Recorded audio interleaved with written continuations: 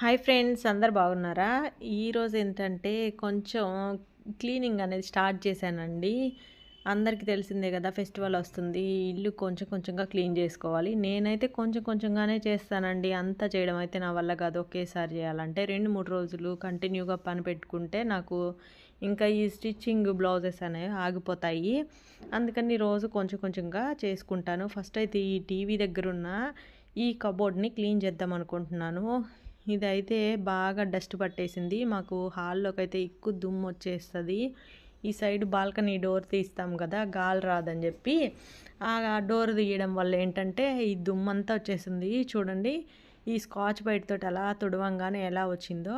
ఈ కబోర్డ్లో ఏంటంటే వీళ్ళు ఈ కింద వైపు మాత్రం ప్లైవుడ్ షీట్ని అయితే వేసేసారు కింద వరుసలకి. ఇంకా పైన వాటికి వేటికి కూడా ఈ షీట్ లేదు, నార్మల్గా ఉన్నాయి. అందుకని నేను ఇలాగా న్యూస్ పేపర్లు వేసాను అనమాట. ఇకపోతే ఇక్కడ మీరు చూసారు కదా, ఇది వచ్చేసి కార్డ్బోర్డ్ షీటు. అట్ట ముక్కలు దేనికో వస్తే నేను బాగున్న ఫోటోలన్నీ ఆ అట్ట ముక్క మీద ఇలాగ అంటించేసేసి ఆ గ్యాపులు కనిపించకుండా కలర్ వేశాను. ఇది అప్పుడెప్పుడో చేశాను. చేసి కూడా ఒక 7 సంవత్సరాల దాకా అయింది. అయినా కూడా చెక్కు చెదరలేదు అట్ట ముక్క. ఇంకా దీన్ని అంతే తుడిచేసి మళ్ళీ యాస్టీజ్ అదే ప్లేస్లో పెట్టేస్తాం కాబట్టి దీనికి ఏం తడి అది తగలదు కాబట్టి ఇలా నీట్గా ఉంది ప్రస్తుతానికైతే. పాడైపోయినప్పుడు కావాలంటే ఫ్రేమ్లోకి మార్చుకోవచ్చు. ఇన్ని ఫోటోలు ఫ్రేమ్లో పెట్టాలంటే చాలా ఫ్రేమ్లు అట్లా అవుతాయిలే అనిపించింది. అప్పుడు ఏదో ఖాళీగా ఉన్నాను, ఎక్కువ బ్లౌజులు స్టిచ్చింగ్ అవి లేని టైంలో ఇలాంటి పనులు చేసేదాన్ని. ఇకపోతే ఈ న్యూస్ పేపర్లు తీసేసి మంచిగా వేస్ట్ క్లాత్ తోటి ఇదంతా తుడిచేస్తున్నాను. ఇంకా మళ్ళీ న్యూస్ పేపర్లు వేయదలుచుకోలేదండి. ఎందుకంటే న్యూస్ పేపర్లు వేస్తే ఇంకా చెక్కకి చెదులు వచ్చేస్తుంది. అందుకని న్యూస్ పేపర్లు వేయకూడదు అనుకున్నాను. కింద వుడ్ కలరు, అదే వాళ్ళు ప్లైవుడ్ షీట్ వేశారు కదా, నేను ఆ షీట్ కలర్దే ఇక్కడ ఆర్డర్ చేసుకున్నాను. ఇలాగా వాల్ స్టిక్కరు, దాన్ని అంటించేసేసాను. ఇప్పుడు చూసేదానికి ఇది కూడా షీట్ లాగే అనిపించేస్తుంది. రెండిటికి పెద్ద వేరియేషన్ కూడా తెలియదు. చూడండి మీరే, చూసేదానికి కూడా నీట్గా ఉంటుంది. దుమ్ము పట్టినప్పుడు క్లాత్ తీసుకొని ఊరికే అలా తుడిచేసుకుంటే సరిపోతుంది. ప్రతి దానికి పేపర్లు అనేది మార్చే శ్రమ తగ్గిపోతుంది. ఇంకోటి ఏంటంటే మనకి చేదులు కూడా రాకుండా ఉంటుంది. అందుకని ఇలా చేస్తున్నాను. ఇంకా ఈరోజు కొంచెం సేపు అంటే కొన్ని కబోర్డ్లే చేద్దాం అనుకుంటున్నాను. అన్నీ చేయాలంటే అవ్వవు. మళ్ళీ నాకు స్టిచ్చింగ్ చేయాల్సినవి ఉన్నాయని చెప్పాను కదా, అందుకని నాకు కుదిరినంత వరకు చేస్తున్నాను. ఆ చేసిన కొద్దిగానే మీకైతే షేర్ చేస్తున్నాను. ఒక్కోసారి మనం చేసే చిన్న చిన్న మార్పులైనా చూడడానికి చాలా అందంగా కనిపిస్తాయి. ఇందాకటికి ఇప్పటికీ చూడండి ఎంత నీట్గా ఉందో. ఇంకా క్లీనింగ్ కూడా నెక్స్ట్ టైం నుంచి నాకు ఈజీ అయిపోతుంది. ఇకపోతే ఇంకా అవతల వైపు కూడా చేయాలి. ఇదిగోండి కింద ఉంది కదా రోలు, ఇదే నేను ఇప్పుడు అంటించాను. కొలత తీసుకొని అంటిస్తే సరిపోతుంది. ఇది వచ్చేసి అప్పుడెప్పుడో ఖాళీగా ఉన్నప్పుడు కంఫర్ట్ బాటిల్ని కట్ చేసి దాని మీద పెయింట్ వేసి లోపల ఒక చిన్న ధర్మకోల్డ్ ముక్కనైతే ఉంచేసి ఆ ఫ్లవర్ని అలా గుచ్చిపెట్టాను.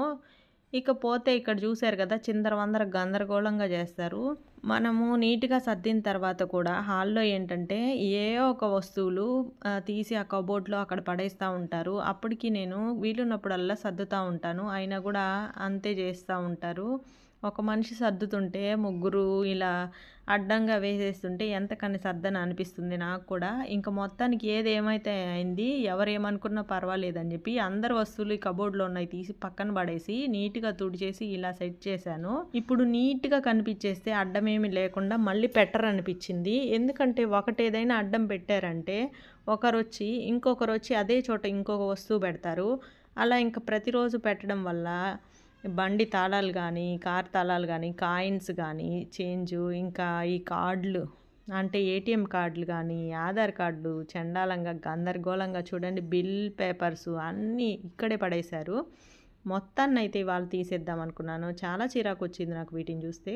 కనిపిస్తుంది కదా, ఇవి మొత్తం తీసేసి న్యూస్ పేపర్ కూడా తీసేసి ఇలాగ స్టిక్కర్ అయితే అంటించేసేసాను. కాకపోతే నాకు అంత పర్ఫెక్ట్గా అంటించడం అయితే రాలేదండి. ఇది గోడ వైపు కొంచెం ఎగుడు దిగుడుగా వచ్చింది, అయినా కనిపించదులే, మీరే చూస్తారు కదా. డోర్ వేసేసాక ఇటు చివరి లైన్ అయితే కనిపించదు, ఎందుకంటే డోర్కి చెక్క ఉంటుంది కదా చుట్టూరు అంచుల. అవుట్లుక్ అయితే బయట నుంచి చూసేదానికి బాగుంటుంది, తెలియలేదన్నమాట.